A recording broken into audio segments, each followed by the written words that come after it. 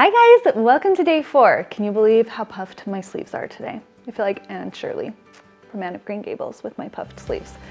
Okay, today we are going to talk about a super fun topic and absolutely one of my very favorites. Today we are going to talk about the difference between documentary and lifestyle photography and how that plays into posing, setting up shots, angles, all that stuff. So it's super important to understand because this is kind of the basis of how I personally view my photography style, and so I'm excited to teach you it. So my personal favorite shots are the ones of my kids doing something, and I'm guessing you're probably the same. I mean, I love a good smiling at the camera shot as much as the next mom, but the shots that I really cherish the most are the ones where my kids are doing things that they love, exploring outside, being adventurous, things like that. Documenting real life instead of capturing just their faces, which is also great. And I have plenty of those too. Okay, but I am about to bring into question every single thing you thought you knew about candid photos. Are you ready? You can and should set up a candid photo. Now I know that sounds like an oxymoron, but let me explain. So there is a difference between documentary and lifestyle photography.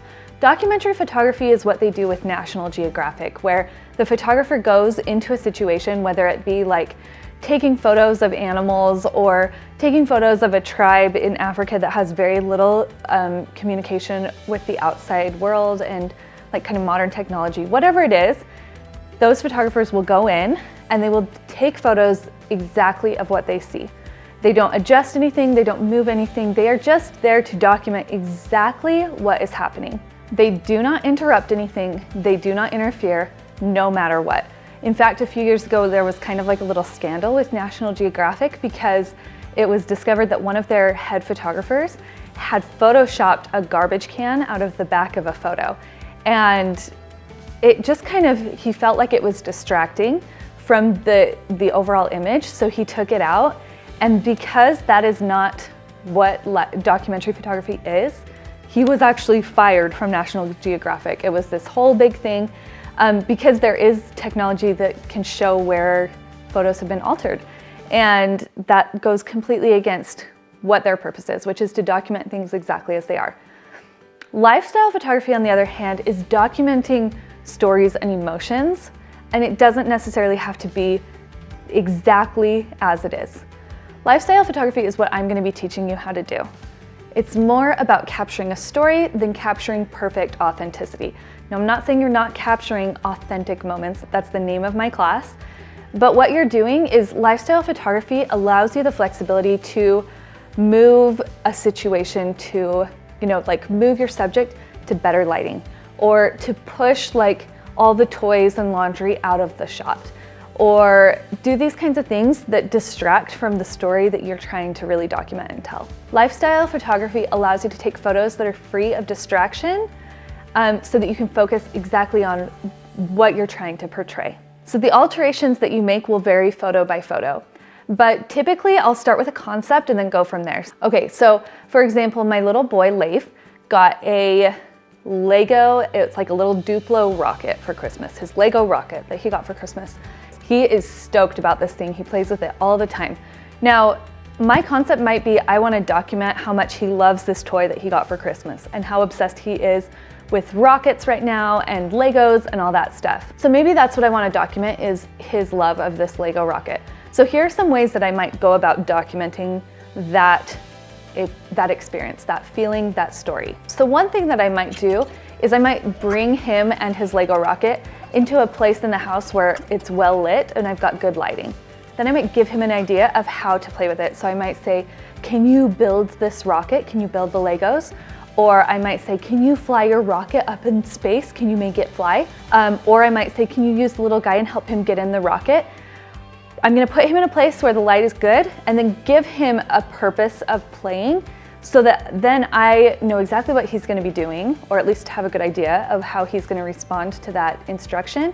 And then I can take that photo where my light is good and my framing is good because I had an idea of what was coming.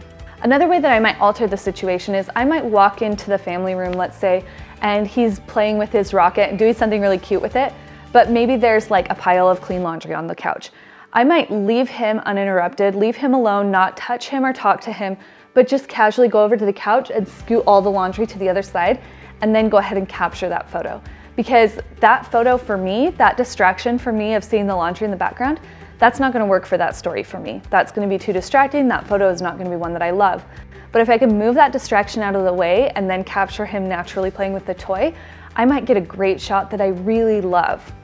Another way that I might like kind of alter the situation is to give him very direct instructions. So I might say, Leafy, can you sit right here and play with your rocket? And can you look at mom? Ready, set, look at mom. And then I can kind of directly tell him what I want him to do. I don't do that very often, but on occasion, like if somebody's coloring, I might be like, no, switch to the blue crayon. It's gonna look better for this photo. Switch to the blue crayon and color only in this little section of the paper, because that's gonna be just the perfect angle for my shot. So I don't mind giving a little bit of direct instruction. I try to avoid that most of the time, but I don't mind doing it on occasion. It might even be something a little more subtle, like, Leafy, can you walk this way while you play with it? Just kind of directing them so that I'm getting the framing and the lighting that I want makes such a big difference in documenting these stories and feelings that I want to capture. Can you stand right here? Can you stand right here and fly him in the sky all the way to this grass? Hold him like this. All the way to the grass. Ready? Make him as big as you can. Ready, set, fly! No, he's not big, he's not big! Try one more time, start over here and fly him all the way to this grass. Start over here. Okay, ready? Ready, set, go!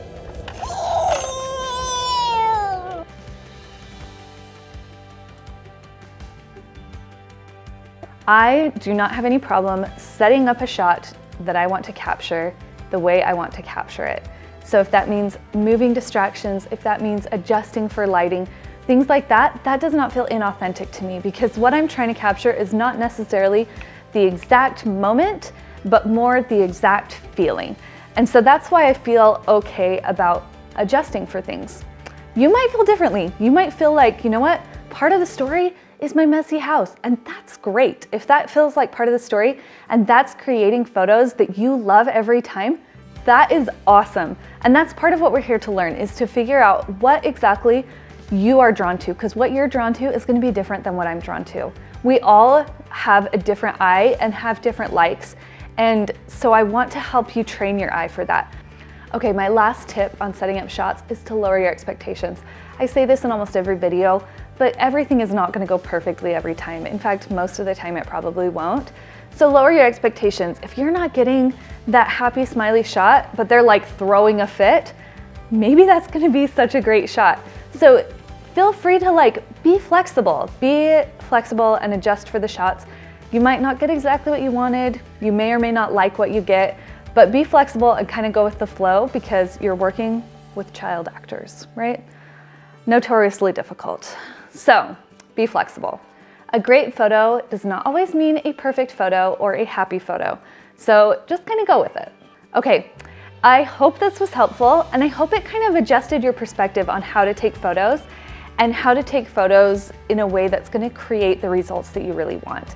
I'm excited to see what you create today, because a lot of times this is the class where things really start to click and people start to create really incredible images. So I cannot wait to see what you create today. And so I'll see you over on the Facebook page, and we'll see you tomorrow. Bye.